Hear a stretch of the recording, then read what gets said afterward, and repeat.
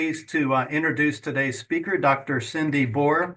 Um, Cindy is an assistant professor at the Department of Internal Medicine at Erasmus University in Rotterdam.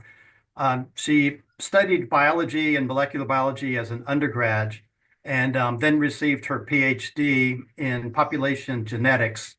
And I was surprised to see that she just received her PhD in 2020 because she's done so much fantastic work over the last several years. I was thinking that she'd been doing this work for 10 years. So she's published a number of really important papers. The first one that I read was a paper on the intestinal microbiome and pain in people with OA, which was published in 2019 in Nature Communications. I'm guessing maybe that was part of your thesis work since it was before you got your PhD. And then two really important papers in 2021, a paper published in Cell where she's the lead author of a large group with a multi-cohort GWAS genomic study where they identified 52 new risk variants, 100 risk variants for osteoarthritis, which we've based a lot of our work on as well here. And then she was also lead author on a paper looking at warfarin use and risk of osteoarthritis. So all of her interest in terms of microbiome, vitamin K, genetics, genomics of OA, she's covered and published some really important studies. So I'm really excited to have her here today speaking to us about population genomics and osteoarthritis. So thanks again, Cindy. No problem. Thank you very much for having me. I'm just hoping that I can tell some new stuff to you guys, not things that you've already maybe know. But yeah, so I'm okay if somebody during the presentation is lost to interrupt me. That's fine by me. At the end is also good. So, but I'm very happy to be here so I can present to you about my two favorite things in the whole world, which is genetics and genomics, and dinosaurs. So that talks about osteoarthritis, right? So osteoarthritis is a complex, common joint disease. I think most of everybody in this talk will know what osteoarthritis is. And it's a disease of the whole joint. It affects all tissues in the joint. And it's a huge burden on society. 60% of all elderly at least have one joint affected by osteoarthritis. How did dinosaurs come in? Well, actually, osteoarthritis is one of the oldest known diseases in the world. There is an iguanodon fossil which has osteophytosis, osteophytes on its ankle, which actually is quite depressing to know that after all these years, we still have osteoarthritis, right? There is currently no cure or treatment for osteoarthritis. And osteoarthritis, like I said, is a complex disease, right? So it means that you have both environmental risk factors and genetic risk factors that both contributed to the risk of getting the disease. And of course, as the introduction predicted, I am very much interested in these genetic risk factors, specifically the single nucleotide variations, also because this genetic risk is quite high for osteoarthritis. It depends a bit on the joint affected, but this can be between 39 and 60% of the predicted risk for the disease is genetic. So this means we can study the genetics of osteoarthritis. So I'm not quite sure how many of everybody listening is aware of how GWAS and how genetics work. So I had a bit of an introduction here on how we can use the genome to study osteoarthritis. So simply put, if we study the genetics of osteoarthritis, we just take a lot of people and we divide them in two groups, one with osteoarthritis and one without osteoarthritis. And we map their genetic variation, and then we see if there are certain genetic variations that occur more or only in people with osteoarthritis. And this is a genome-wide association study. And the idea of the genome-wide association, why we do that, is that we want to identify these variants that are involved in the disease. We want to identify genes involved in the pathogenesis and pathology of osteoarthritis, right? So we can gain a better understanding of the disease. And in this way, even see if we can start to develop preventative or curative treatments. So this is the main idea, and this is what I've been doing ever since I started my scientific career. So in order to do something like this, you need a lot of data, like a lot, not hundreds of people. No, you need thousands to tens of thousands of people. It's indicated here in this graph. You can see the more people on the x-axis, the more GWAS loci or genetic variants that you can identify. So you need a huge sample size. And not only that, osteoarthritis can occur in different joints, right? You can have knee osteoarthritis, you can have hand osteoarthritis. So you might want to study all those as well. So fortunately, there is Ellie Zaghini, who has started the Genetics of Osteoarthritis Consortium, of which I've also been involved and currently still am involved, in which managed to get together a massive sample size of at least the first effort, which Richard also mentioned in the introduction, which we published in Cell, had roughly about 800,000 people included, of which 177 were osteoarthritis cases. And we could look not only at just osteoarthritis, yes or no, we could also look at different phenotypes of osteoarthritis, like knee, hand, spine, hip, which is really nice. And indeed, with this, we've identified 100 genetic association signals. So this is a Manhattan plot. The higher the peak, the better the view, right, in Manhattan. So that's the same as here. The higher the peak, the more important that specific variant is for the disease, because every dot in this graph is a variant. And on the x-axis, you have all the chromosomes.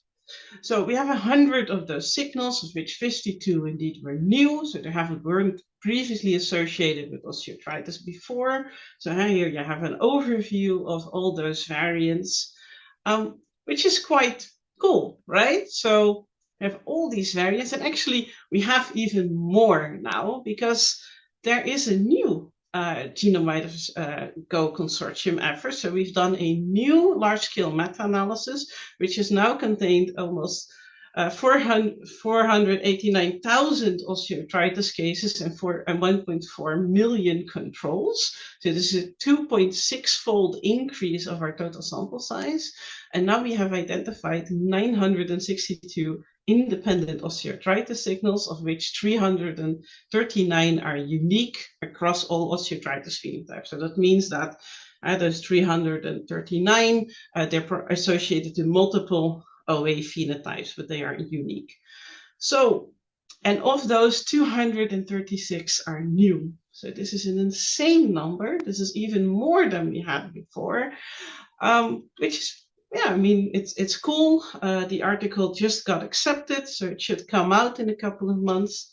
But now what, right? So this is nice, big GWAS, you have a bunch of variants. We don't have genes, right? Because actually, we do a GWAS in order to identify genes and pathways. And I think, like most of you will know, GWASs are actually really bad at identifying genes. They don't do that. They identify blocks of variants that are in LD with each other. This is a genomic risk locus. This can cover multiple genes within that block. Even worse, most of these GWAS variants are non-coding.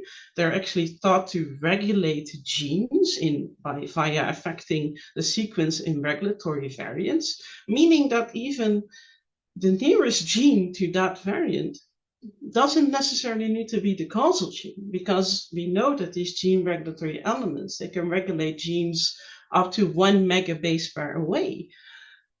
So it's actually really hard to find the genes, even though that's the whole idea that we're doing a GWAS. Fortunately, there are quite some really cool answers to this. I think there's some really nice papers from this group here that has done efforts in this, because if we use other omics, integrative translational genomics and functional follow-up, we can actually find those genes. And if we go back to this complicated figure with all the RSIDs, so those are all the variant names that we've identified for osteoarthritis, I want to highlight one to demonstrate why GWASs are so wonderful in my view, and why they can be super powerful and also be very clinically relevant. So I want to focus on this specific variant here. This is a hand osteoarthritis variant. It's my favorite variant. So I want to focus on that not only because it's in this big GWAS, which is just osteoarthritis, people with osteoarthritis versus people without osteoarthritis, but you can do genome-wide association studies also in other ways. You can also look at the severity of a phenotype, for example. So actually, this one variant that I highlighted was found before if you looked at the severity of hand osteoarthritis, which is a very small GWAS. It was only 8,000 people. So that's very small for a GWAS. And it was also replication. Replication is very important. You should always replicate everything. And this little small-scale GWAS from 2016 actually found this one single peak. You can see here this little Manhattan plot. Now it's more of a Dubai plot with one really big tower. And this was a large GWAS at the time, right? 9,000 cases, 9,000 people is absolutely nothing. But they did find this one genetic variant that is associated with hand osteoarthritis. So you can see here the p-value for the discovery, 3 times 10 to the minus 10. We always use 5 times 10 to the minus 8 for multiple testing correction as significant in GWAS. And you can see after the replication and meta-analysis, it's still genome-wide significant and even stronger so. So, okay, again, now we have the same problem as with all those hundreds of signals that we found for the Genetics of Osteoarthritis Consortium. Now what, right? Because this one variant, I have a little schematic here at the top. You can see schematically all the genes that are surrounding my one variant. And it's not just one variant you identify which he was, right? You identify this whole peak, which is a full linkage block. So actually there's 140 variants in linkage with this one variant. So, and they span this whole area, right? So that's just little lines I put below. So yeah, I hope it's 134 variants, sorry. It's covered on multiple genes. So, and again, like I said in the beginning, if they're in a regulatory element, they can even regulate genes even further away. So what do? Well, we can look at those variants, right, if they have certain functions, for example. Well, actually, this variants in this 134 list of variants, there are actually a bunch of variants that are in the coding sequence of this MGP gene. And in the 3' and 5' UTR. So that might be interesting, right? This might indicate that MGP could maybe be the gene. On the other hand, there's 2 other genes in this locus, the ERK27 and the C12ORF60, which has now been renamed to the ART4 gene, which actually also has coding variants that are in high linkage with my GWAS hit. So I still don't know what could be the gene, right? So we can do other cool things. And I think your group is very well familiar with gene expression quantitative trait loci, or EQTLs, because what you can do, you of course see, well, if this variant is present, we can see if the presence of this variant affects the gene expression. Right, so you can assess, so here's a simple graph, you can assess people for different genotypes, so AA, AB, so somebody is heterozygous for the variant, or BB is homozygous for the variant. And then you can measure the gene expression in these 3 groups of individuals, and then you can see if there's a correlation between having the variant and the expression. So this is super cool, and this has now and in the past and very recently have identified causal genes from GWAS hits. So the only downside with these type of things is that, again, sample size, similar to GWAS, because you need people who have the AA, AB, and BB genotype, right? So you need people and enough people in order to measure this. If your variant has a low frequency, you may need even more people in order to get enough to do such an analysis. So there's something else you can also do, which is called allele-specific expression. So we all have 2 alleles, right? One from the inheritance from the mother, one from the father, and you'll have gene expression from these allele. And actually for most genes, so there are a few exceptions, for most genes you'll have an equal distribution of gene expression, at least RNA expressed from either allele. So usually this ratio is 0.5. However, you can also have something called allelic imbalance, where one allele is expressed higher than the other. And this could be the case through people having a certain genetic variant. So for example, here you have allele 1 and allele 2, and on allele 2 you have the T variant. This is a coding variant, so you can see it in the RNA. And then you can see, hey, look, in this case, if you have the T variant, you have less expression. So what we can do, we can measure the RNA because it's a coding variant, and then you can see, okay, how many of the transcripts from this specific gene have that variant. Just, if there's no allelic imbalance, you would express there's a 50-50 ratio. If there's allelic imbalance, there wouldn't be a 50-50 ratio. And like I mentioned, for this GWAS hit, we had coding variants in a bunch of these genes. So there we could look at the RNA data from cartilage. You can see, hey, is there allelic imbalance? Is there more or less expression from certain alleles? You can only do this in people who are heterozygous, which is quite nice. Your control is built in, so you also need less people. You still need heterozygous people. So if we did this for one of those variants, so this is one of those coding variants in the MGP gene. And what you can see here is every little square, triangle, or dot is a person, is an individual, somebody who's heterozygous for this variant in MGP.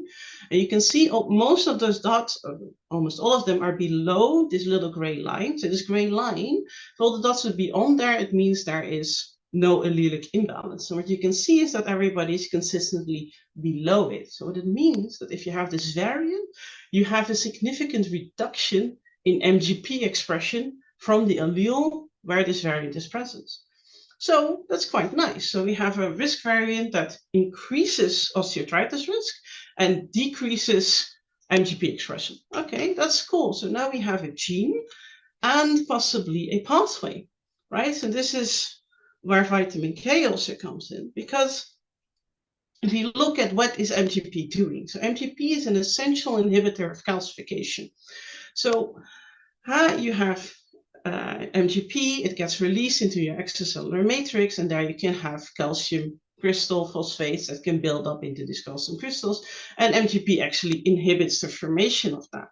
But it can only do this if it has been gamma carboxylized by vitamin K. So here you have the vitamin K pathway, you have this VCOR C1 enzyme that mediates this gamma carboxylation for MGP. If it's not gamma carboxylized, it cannot bind to the calcium, inhibit the formation of these calcium crystals. So, okay, that's quite nice. So it needs this vitamin K to function. So this is a pretty cool story. However, if we think further, vitamin K has more functions. So one of the main functions vitamin K is known for is actually inhibiting anticoagulants. So many of these anticoagulant proteins actually also need this gamma carboxylation. So many anticoagulant medications, such as warfarin, inhibits this process. It inhibits this VCORC1 protein, so that the cycling of vitamin K can't happen anymore, and it cannot gamma carboxylize these proteins. So then the question, of course, is, okay, this is for coagulants, this is about osteoarthritis, but there's a lot of people who take anticoagulants. Warfarin is one of the main drugs that are taken over the world. So wouldn't people who take those types of drugs then not also inhibit MGP function as a side effect, and therefore also increase the risk of osteoarthritis? Because we just saw from the GWAS that this variant, which increased the risk of osteoarthritis, decreased the expression of MGP. So if you have less MGP, you have a higher risk of OA.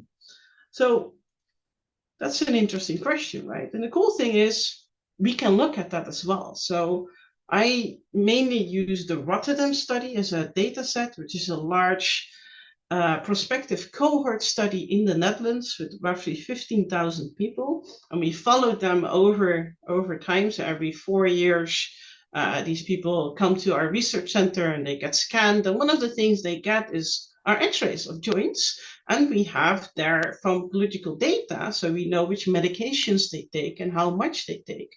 So if we look at that, is those people, and we follow them over a time period of 10 years, what we see is that people who take acenocumarol, which is a warfarin, so in the Netherlands, warfarin is not legally allowed, but acenocumarol is. The only difference is that this drug has a shorter half-life. And what you see is that there's an increased incidence and progression of osteoarthritis in these people who take the drug versus people who don't take the drug. And interestingly, you can see this for both knee osteoarthritis as for hip osteoarthritis. So, okay, that's cool. Again, you should always replicate and validate, right? Don't ever believe me unless there's a replication or a validation. Because there's a bit of a bias in the data set that I just told you very briefly about, which is that people who take acenocumarol or warfarin, they're not healthy. There's a reason why they take these drugs. So this is confounding by indication. It could be that they have an increased risk for osteoarthritis because of the underlying disease for which they take the drug. Not that their increased risk of osteoarthritis is triggered by this drug.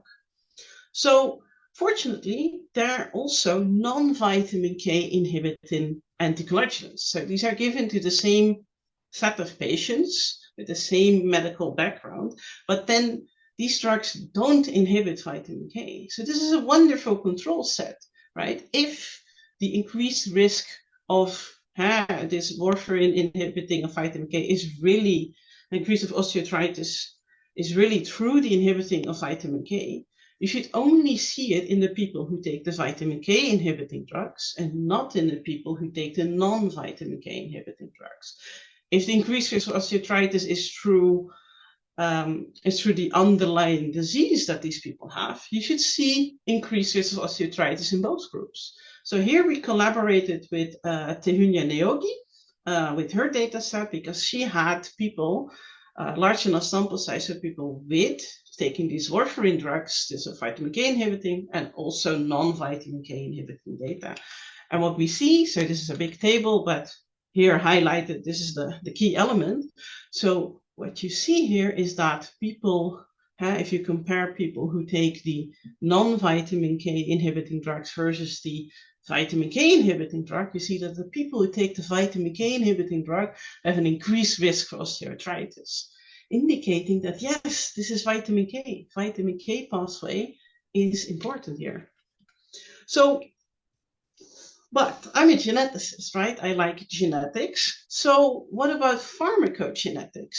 Because if we think about it, I started with the GWAS variant, right, in MGP. Let me see. Yes, I started with the GWAS variant in MGP. The variant increased the risk for osteoarthritis. So you can imagine if you have this variant and you take the vitamin K inhibiting drugs, you might have an increased risk, especially since the GWAS variant decreased the amount of MGP. And then you can imagine if you already have a lower amount of MGP, and then you also inhibit the amount of vitamin K present, so the amount of active MGP, that maybe you get a sort of stacking effect. Similar, we know just from pharmacogenetic studies that this VCORC1 protein, which is involved in this vitamin K pathway, there are certain variants in there that people just naturally have more or less of this protein, and therefore also need a different dose of the medication. So, however, this dosing and activity of this protein is based on liver activity, not on activity in cartilage joint. So maybe these people that need a higher dose for correct blood coagulation, those might be a bit too high for peripheral tissue such as cartilage. So we looked into this. We thought, okay, you know what? Let's look at our data set again and look at these people. So look at people who have this genetic background. Do they really have an increased risk of getting osteoarthritis? Well, the simple answer is yes, they definitely do. If you look at the colored bars in this graph, those are the people who take these vitamin K inhibiting drugs. The open bars are people who don't take it, and below you can see the people of the different phenotype, of the different genotypes. So the last one is VCORC1 BB haplotype. These are people who need this higher dosage of this medication, and this MGPT star. So these are people who are carriers of the risk allele for OA in the MGP gene. So those people, they have a pretty severe increased risk of osteoarthritis compared to people who don't have this genotype profile and don't take this drug medication. So that's really cool. What's even more interesting is that you might say, okay, well, how many people have that genetic profile, right? How many people have this RMGP risk carrier and have these VCRC1 variants? Well, that's for the European population, that's about 23% of the population. That's quite a large part of the population that has this increased risk of osteoarthritis, but only if they use this medication. So, and I think I'm preaching to the choir here. I've used this slide before and I left it in, is that, well, vitamin K might be quite important for osteoarthritis pathology, right? And we might have some, with just these findings here from a GWAS study, we might have actually some implications. So in the Netherlands, there might be some guideline changes upcoming where we say, well, you know what, if we have people who are older and already at a high risk of osteoarthritis and they need anticoagulant medication, or people who already have osteoarthritis and need anticoagulant medication, maybe we should give them the non-vitamin K inhibiting drugs instead of the vitamin K inhibiting drugs, just to reduce their risk of getting more severe or getting osteoarthritis at all. And or maybe we should look at their genetic background before we give this medication. So these are discussions that we are currently ongoing in the Netherlands for our guideline changes. And also perhaps a clinical trial. And again, I think I'm preaching to the choir here, but maybe vitamin K is important. So maybe we can use vitamin K as a therapeutic target. But again, remember, this is just one GWAS signal, right? And the clinical trial. So what we are currently working on is a sort of proof of concept clinical trial for vitamin K supplementation. What I'm currently setting up in the next coming years is that what we want to look is we want to see if giving oral vitamin K supplementation, if it can change the activity of MGP at a molecular level in the joint itself. So we want to give people who are on a waiting list here in the Netherlands for a total knee replacement surgery, we want to give them high doses of vitamin K several weeks before their operation. And then when the operation is ongoing, we will harvest their joint material. And on this material, we will see what is the level of MGP activation, what's the just the expression, but also how much of this MGP is activated. So it is carboxylated MGP. And we want to see, well, compared to controls, so is this higher than in controls? And do we see a positive molecular signature there? Do I see certain downregulation of other osteoarthritic, pro-osteoarthritis genes in this joint? So the idea here is that we can do a relatively quick trial and see on a molecular level what could be going on. Because if nothing is happening on a molecular level, it's also unlikely that in a long-term study, there could be a positive outcome. But if we do see something on a molecular level, we have a slightly higher chance that indeed at a long term, it might change, it might have an effect on osteoarthritis for the patients. So this is what we're currently working on. And to come back to the genetics, this was just one variant, from actually very old GWAS, even before the big Go GWAS. But now we have this new genetics osteoarthritis GWAS. We don't have 100, no, we have 339 unique signals for osteoarthritis, which is an insane amount. And as you can imagine, there's a huge potential there. There's a huge potential for other pathways or other implications and impact, such as with this example of MGP and vitamin K. Also keep in mind that the effect of the GWAS variant on the risk of OA is actually very low. The odds ratio is 1.0 something. But if you remember at the graph I showed you of people taking this vitamin K inhibiting drug and having the risk allele for MGP, their odds ratio was quite significant. So maybe the GWAS variant itself, the effect size doesn't really matter, but how it's used in the environment. So it's really cool, right? We have so many new variants, we can do much more. But again, in order to get somewhere, we need to do a lot of steps as well, right? So I mainly do GWAS studies, and we try in the Genetic Osteoarthritis Consortium, we really try to have our results be more interpretable for people downstream of us. So the other expertises in the biology field. So for this, we've done this the first time as well, we're doing it the second time as well. So we try to find lines of evidence to support our effector genes, right? So we try to identify what could be the causal variant. Are there variants that are coding, for example?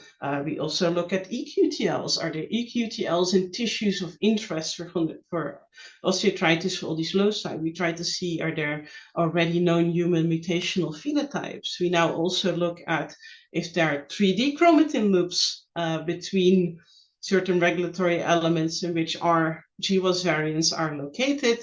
And other genes in the locus. So we have a full list. So here's a short summary of the things that we've done. So we now have a full list of 24 elements that we look at to see if we can find lines of evidence to support effector genes in this new paper.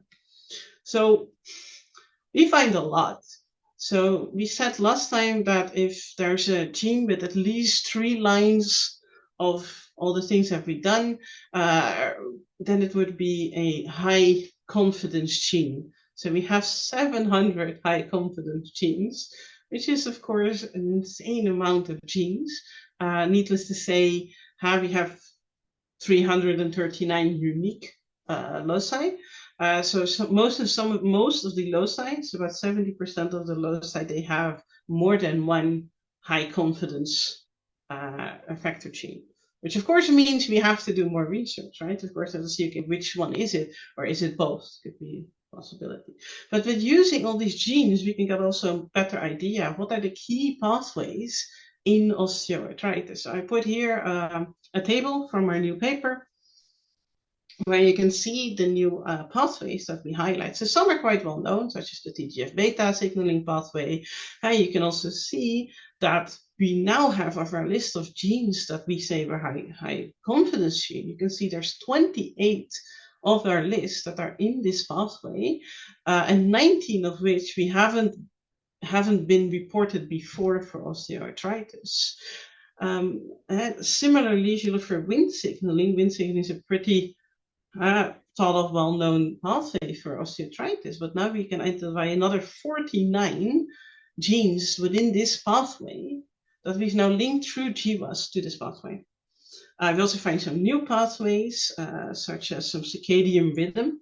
We find quite a lot of genes with very, very well-known key genes for circadian rhythm as well.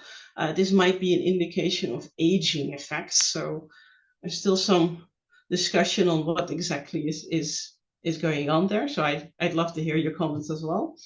But the key is, if we think about it, so can we go to the next slide? Yes. This is really cool for the clinic as well, because there's quite some nice studies that shows consistently, and multiple studies, again, replicated and validated, that drug targets with genetic evidence are twice as likely to be approved further down the line in clinical trials. So, didn't I put it there? No. Oh, I'm sorry. I also had a list next to this, it didn't show up now, that showed how many genes in every pathway already had known drugs that target at least one of the genes in the pathway. And it's quite a lot. So I think in total it was about 76. 76 genes that we now have linked to osteoarthritis, which also have known currently in use drugs that target those genes, which opens up a whole new pathway for drug repurposing possibilities. Of course, more research is needed if those drugs are in the same direction of effect, for example, because if we look at vitamin K, it is warfarin. Warfarin increased the risk of osteoarthritis. It didn't prevent osteoarthritis. So the other thing, which I think you'll find very interesting, is that, of course, like I mentioned a couple of times, these GWAS variants, they're enriched for being localized in gene regulatory elements. So most of them are non-coding, but they're localized in these gene regulatory elements, such as enhancers or promoters. And the idea is that they're thought to affect these binding consensus motifs of transcription factors, which then in turn affects the regulation of the gene, either increase or decrease or delay the gene expression. So we now have such a large list of variants that we can do some pretty cool stuff with it. So one thing we did was looking at all of our variants, and we looked at all the variants which were deemed likely to be a causal variant using fine mapping technologies. And then we looked at all those variants, and then we looked, okay, which ones of these are located in gene regulatory elements in cartilage and osteoblast tissues, and which one of those, in those which are located in these gene regulatory sequences, affect known consensus binding motifs for transcription factors. So then you have a huge list. So we had 1,300 variants in total that affected a consensus binding motif. But then you can see, okay, is there enrichment for certain consensus factor binding motifs? And the answer is yes. So here's an example of those results. So what you see, these are significantly enriched transcription factor binding motifs where we have variants that are located in those motifs and significantly on a genome-wide scale affect that motif.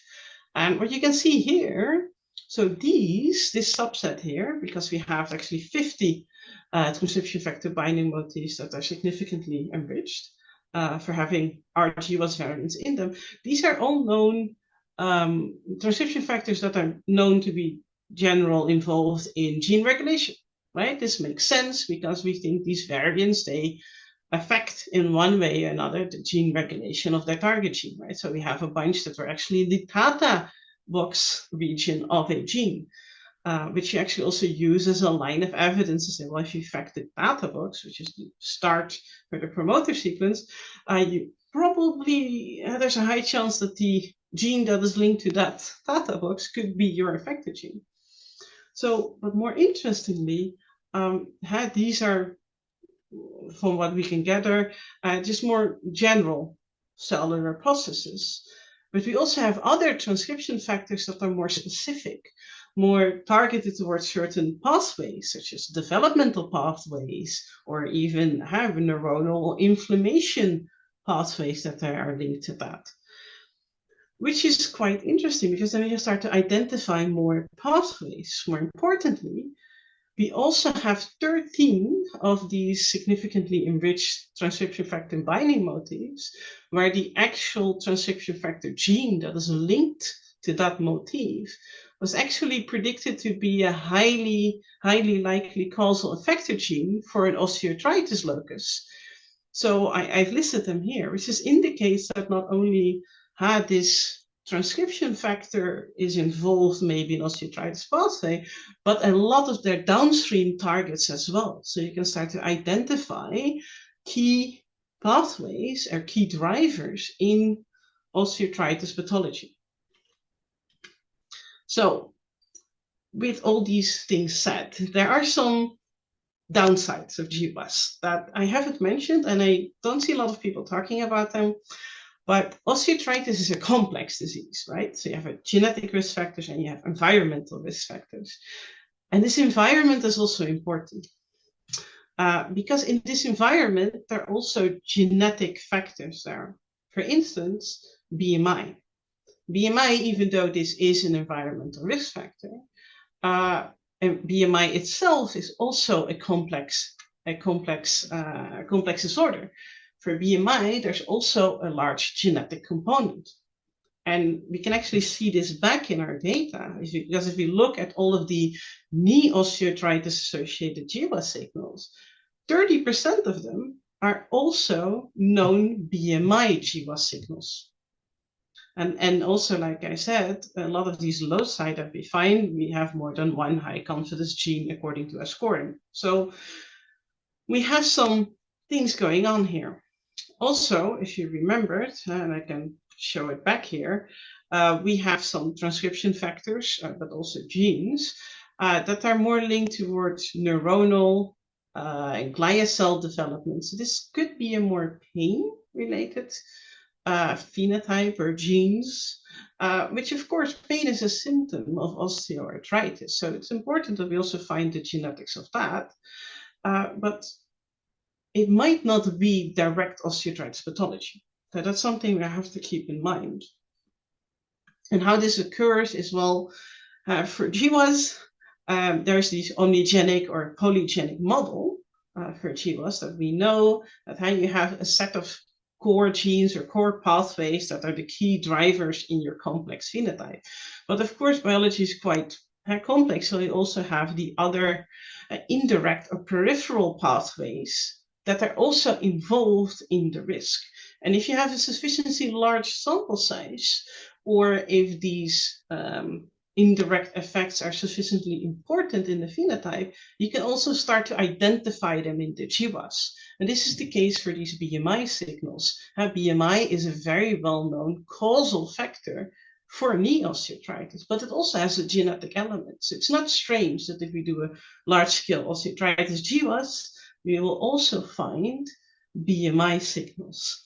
But it's something we just have to keep in mind, especially if we want to move forward with these signals to see what are the certain pathways we can target, to realize, oh, this might not be a cartilage-specific biological genetic pathway. This is actually a BMI-specific genetic pathway, right? So you have to keep that in mind.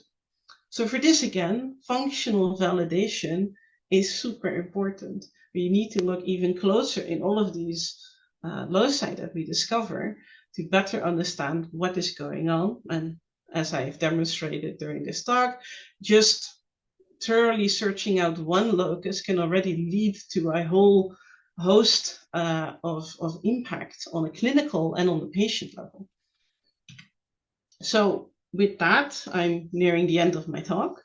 I have some take-home messages. So one, population genomics is cool, right? So mainly because we can identify genes and pathways. We can get a better insight into the pathology. And more importantly, especially, I think this is the phase most of this research now in, we can identify drug targets or mechanisms, right? Because these genetically validated drug targets actually have a far more likely chance of success. So this is a very important element. I also highlighted here, even small-scale detailed GWAS are still valuable. They still also have value and can still also be very interesting. Your GWAS doesn't need to identify hundreds of hits in order to have impact.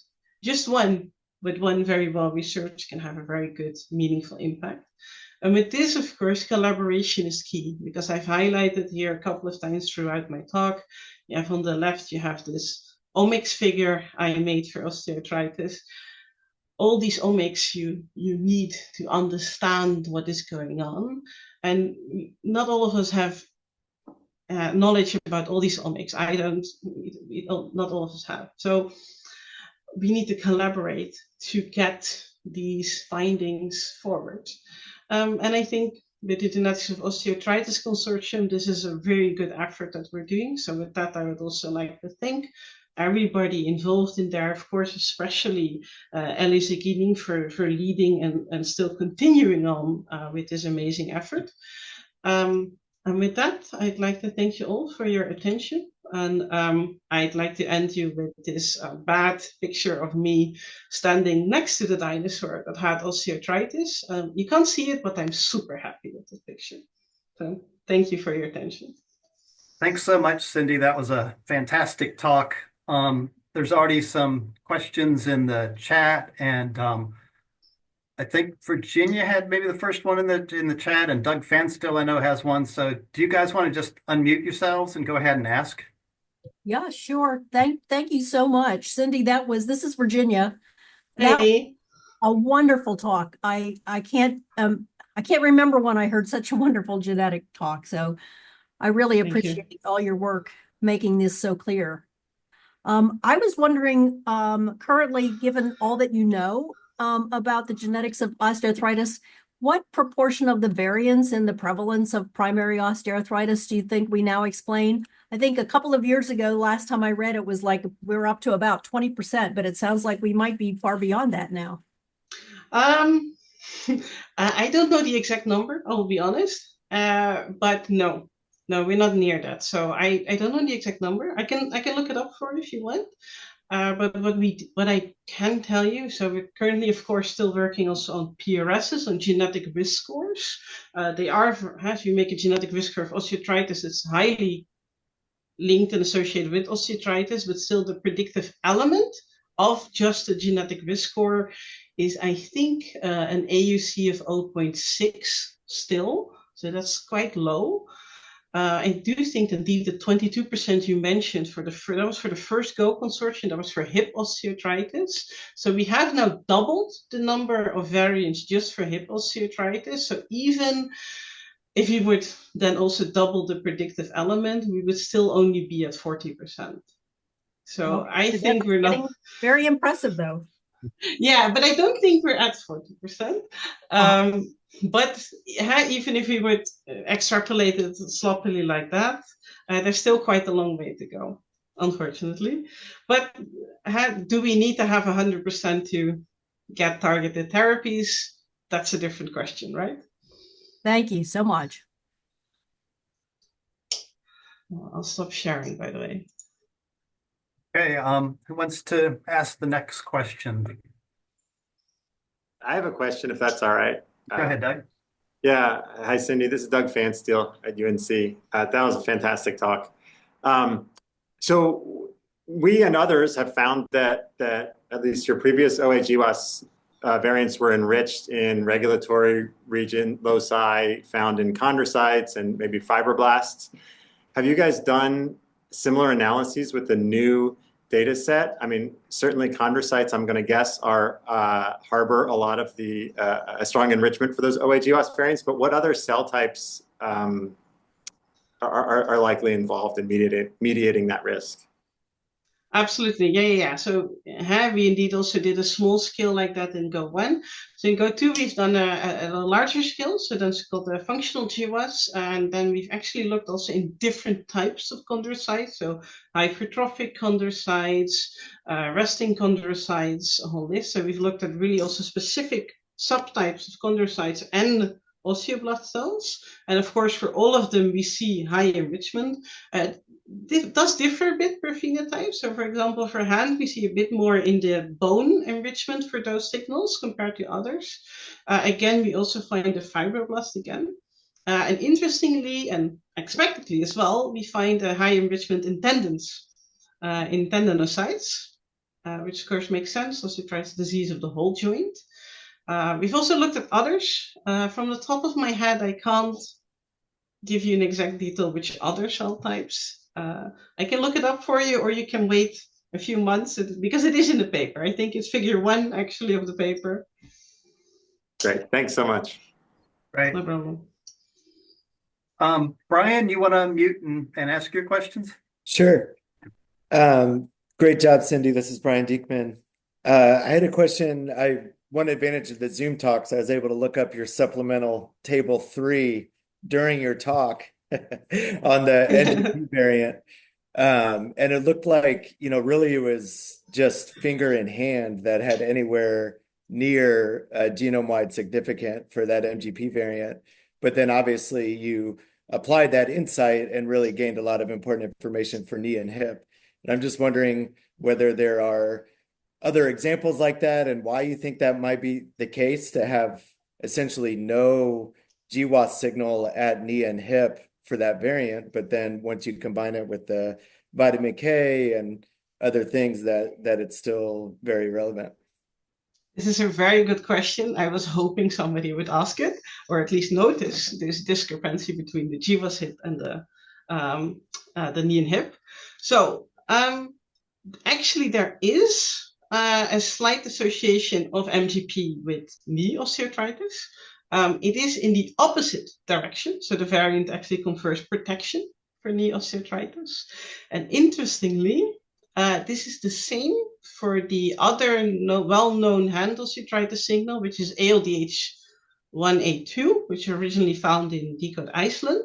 This is a gene that works in the retinoic acid pathway and actually is also one of the other genes that's currently under investigation in a clinical trial that's run by Tonya Vincent in the UK.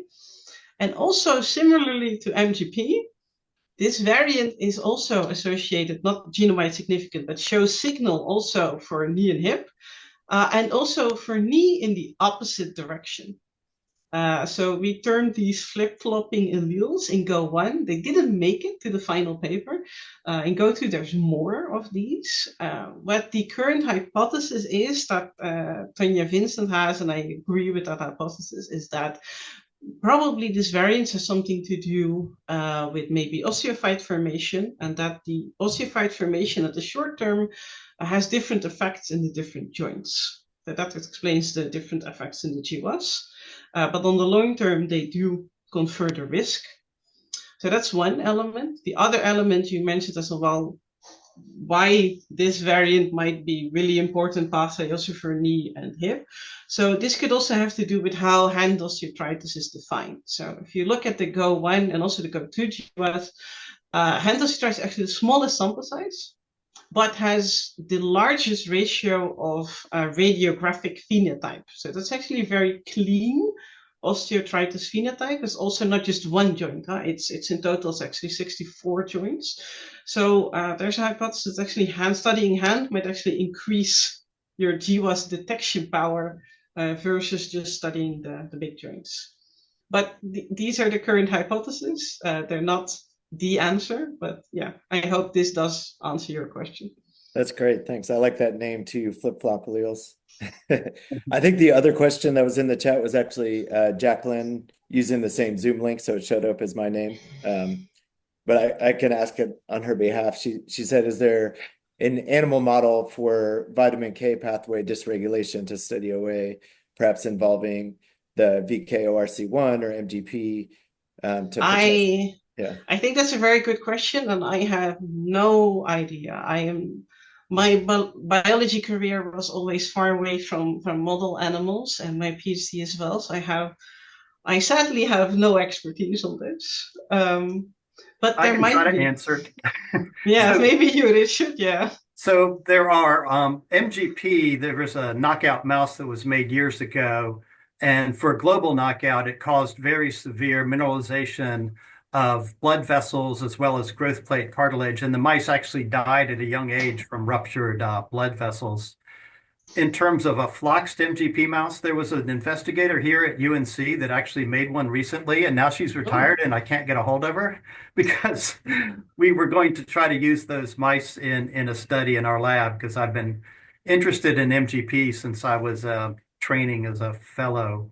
And so I think that, and the VCORT one, I think there is a mouse model for that as well. I haven't actually tried to track that one down. So it's something that could be done. I think MGP has kind of been understudied. Maybe this work will, get people more interested in it. But one thing that struck me from your data where you saw that the BMP signaling pathways were enriched in your most recent study.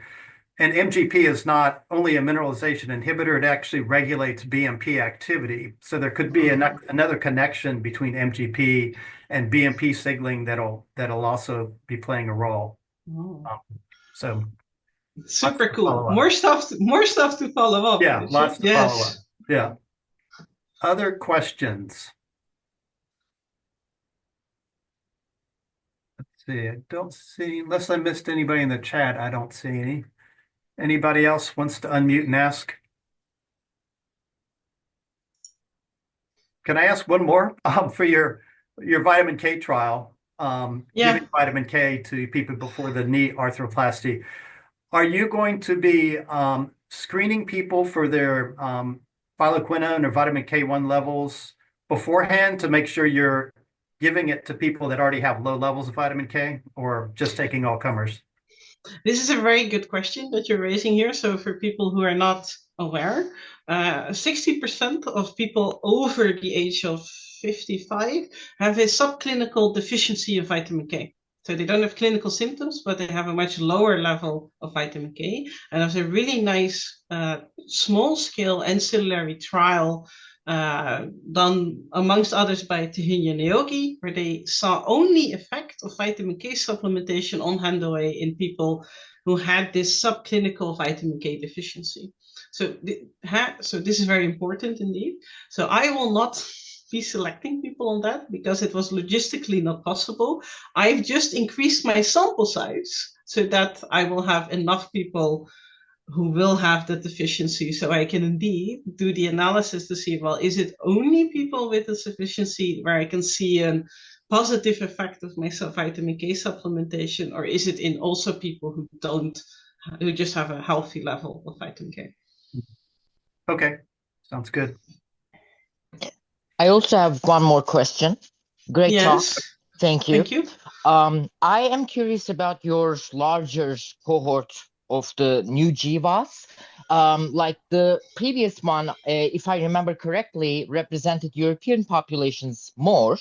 In this one, is there more genetic and ethnic variability in terms of being from different regions of the world or from different races, essentially, or is it similar? That's a very good question. And the short answer is yes, it is increased. So we have a larger African and Asian population specifically.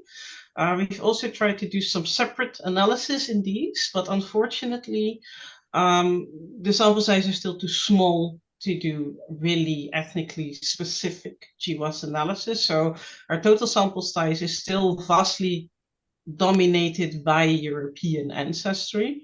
I'm very happy that you brought it up because this is a big gap in the general field of GWAS. We really need to move towards other ethnicities, especially also if you want to implement some of these findings in the clinic. Like I said, for MGP, about 25% of the European population has this variant. So they might be benefited by studying that variant or doing things, but I'm not sure how it is for other ethnicities. So if you want to have inclusive therapies and inclusive treatments for our hospitals, we really need to quickly move towards the other ethnicities as well. So thank you for asking that question. Thank you.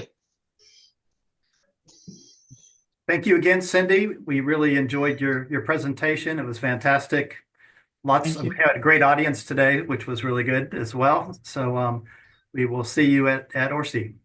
Yes, and at the Gordon. So if there are people going to go to the Gordon conference, I'll also be there. So great. Okay. See you all. All right. Bye. Bye-bye.